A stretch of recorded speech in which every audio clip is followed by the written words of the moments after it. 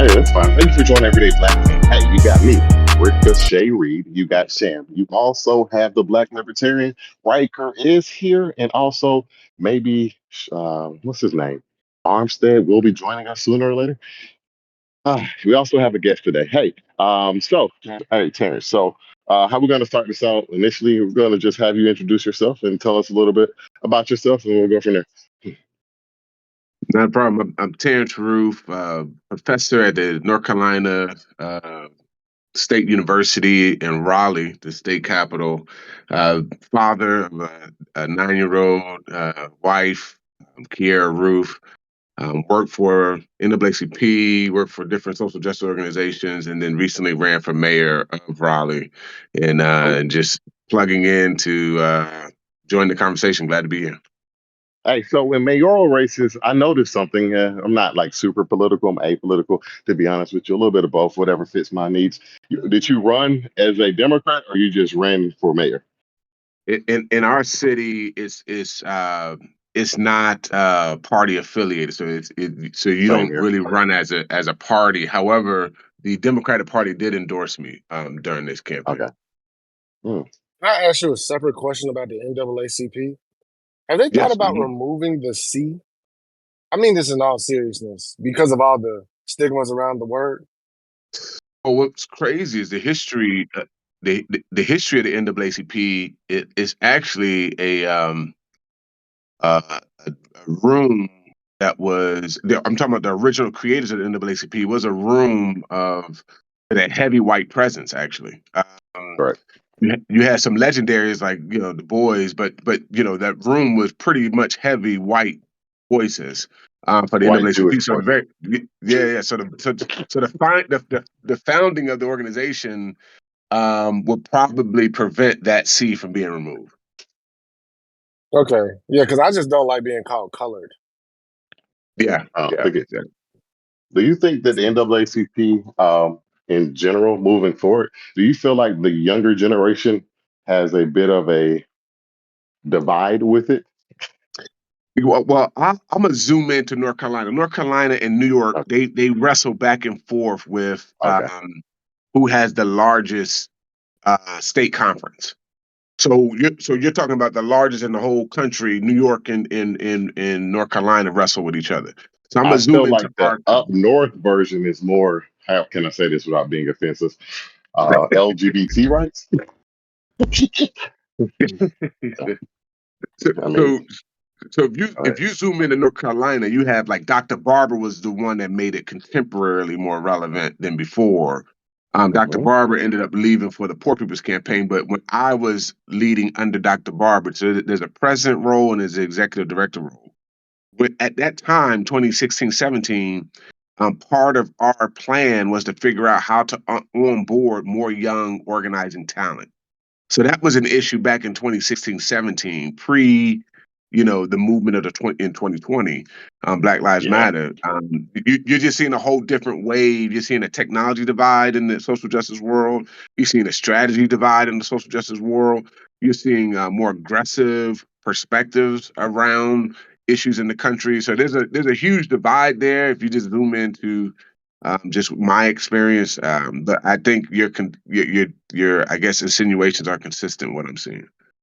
oh, so you agree with my assertion that the NAACP, this whole generation, I mean, I hate to say it, it's them and the, I mean, I call them the National Black Talkers of Congress, don't seem to represent, and like, I don't understand how you fix that divide between is it older and newer generations, or what is it? What I found is there is a whole view of organizing that rests in technology.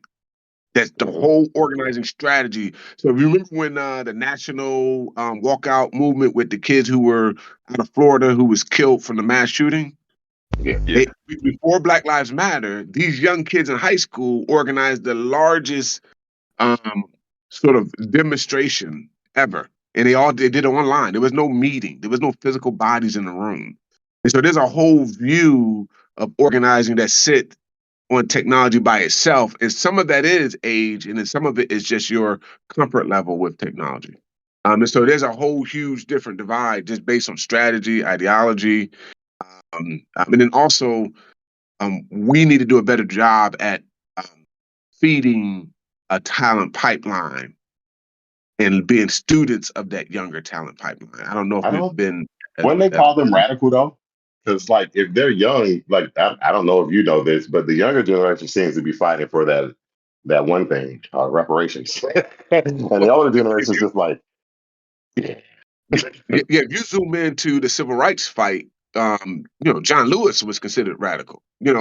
Baynard was considered radical. I mean, so you're hearing some of the same language, and it was again at that time youth versus older. So Ella Baker was radical. Ella Baker was an older woman, and she was organizing with the kids.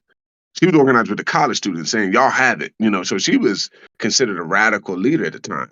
But they didn't even during Ella Baker. Ella Baker was like, I think we should go young and invest in their ideas, not just use them so that it looks wonderful on TV, but like what are they thinking? And so Ella Baker really um placed her leadership on the back of young leaders. But at the time, that same language that we're hearing now was the same then. but I always feel like once they get to a certain point, they kind of quiet all that down. That's just Yeah. radical, and you're just young and crazy. And like when you ran for office, did you? I mean, of course, that I think Raleigh is that a black city mostly, or what is it? So so Raleigh is usually compared to Durham. Durham has a brand Durham. of sort of like blackness, So Yeah. even when for those who are in the gospel world, you hear John P. Key talk about Durham. You hear Black Wall Street. That's Durham. But Raleigh has a very strong history so Shaw University, HBCU, one of the oldest in the country. That's right here in Raleigh. So a lot of your great thinkers was birthed out of Raleigh, but the brand of blackness really rests more with Durham, even though Raleigh has a rich history in that space.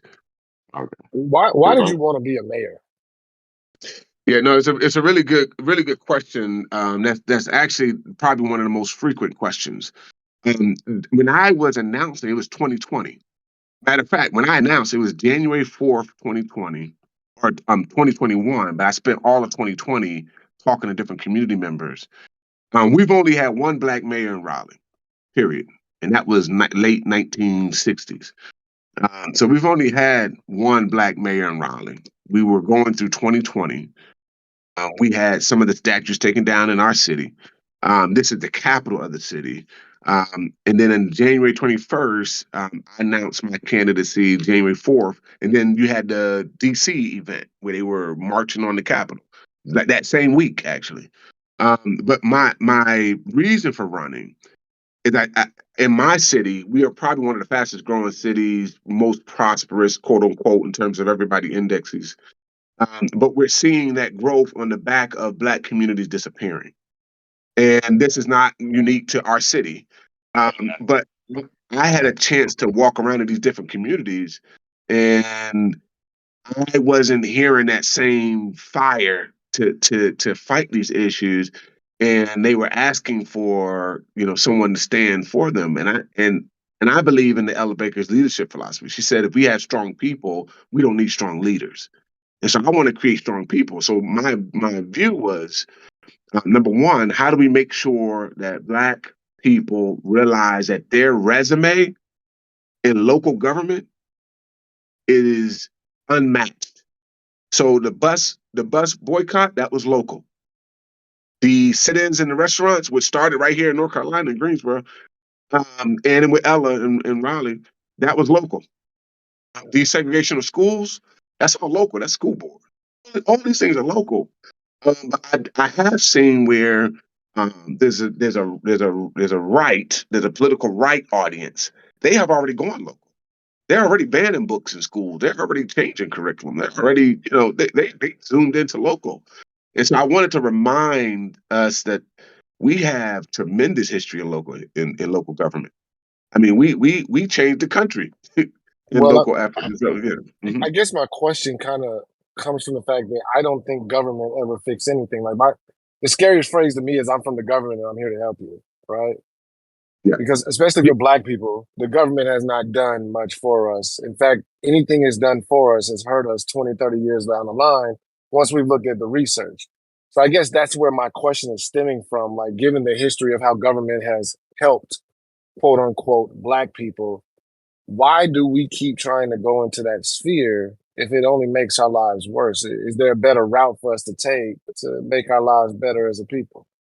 One, I think when we started to engage local government, we had a philosophy of community empowerment and then advocacy at the local level. But we were educating our own students. We were, supporting our own economy. So there was a level of independence that was assumed in the Black community itself prior to government. The reason why I ran, because in my view of leadership of government, it should represent a group of people. Which means if I'm representing you well, I become invisible and your desires become visible. What is happening is that people are going to get votes and they are not representing the desired population. And so Isn't that like I'll give you, nationally too? Like, you I mean, think that's national too? I think at the national, state, local level, we have communities that are used to having their votes sort of hijacked and their issues hijacked Yeah. to create political momentum without giving um, that particular voting block outcomes. And so for me, I went to a community one time, this very wealthy community. And when I walked into the room, I'm just giving you an example of the inverse of what I just shared. I went into the room. When I walked in, I was a candidate at the time. They had a map on the table. They had their community attorneys, not their personal attorneys, the community attorneys at the table. They had a list of things that they wanted for their community. And then I was almost like I was entering an interview. And I've gone to other communities and they were like, save us. Two different worlds. One community is telling you to save us. One community said, do you fit the job to execute our desires? And I think we should see government as exercising our desires because you're paying them. You're paying for that.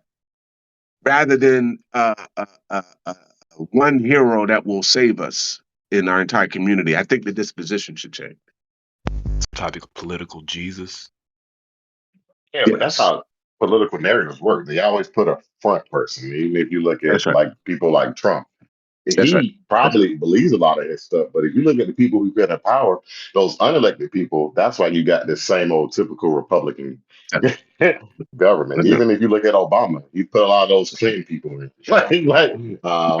Like John Lewis. Like, I mean, you mentioned him. I know people love him to death, but in retrospect, he just kept getting voted in, not because he did anything, in my opinion. After the civil rights, he just became like a icon. I mean, and icons, that's how they destroy movements.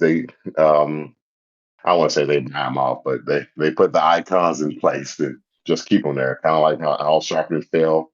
Like, I mean, Al Sharpton come in the neighborhood, you don't care no more. Like, no one cares about Al Sharpton. There's a book called Why Movements Fail, and they actually talk about the civil rights movement. And then also, there's a reason why most people don't know about Ella Baker, because she didn't believe that she should be this queen that's sitting on top of the hill and should consume all power. She thought power should be decentralized. Black Lives Matter had that same view. They were like, we need to decentralize power so that there's a group of people spread apart that's powerful rather than one human being. And I think there's something healthy about that decentralized power, and there's something healthy about making sure that you pass power on to someone else. And I think that that's something that we could learn from the past. Yeah, because Black Lives Matter, I mean, those leaders kind of, I don't know. I saw that from the beginning. I mean, I'm going to say this. I didn't think a group of lesbians really cared about black men, even though they act like they did. I mean, I just don't, like when it came down to it, I remember they were like, talk about voting. And then it's like, no, we're going to dance. It was like one instance. And I think it was in New York. I can't remember exactly what it was. Like, no, we're going to just go outside and dance when they were trying to go against like the Democratic Party. And there's always this fear of you're gonna be looked at like a Republican. It's like, no, don't look, man. Like even now that we have someone on the ballot, they're trying to fearmonger him. I don't know how you feel about brother. What's his name?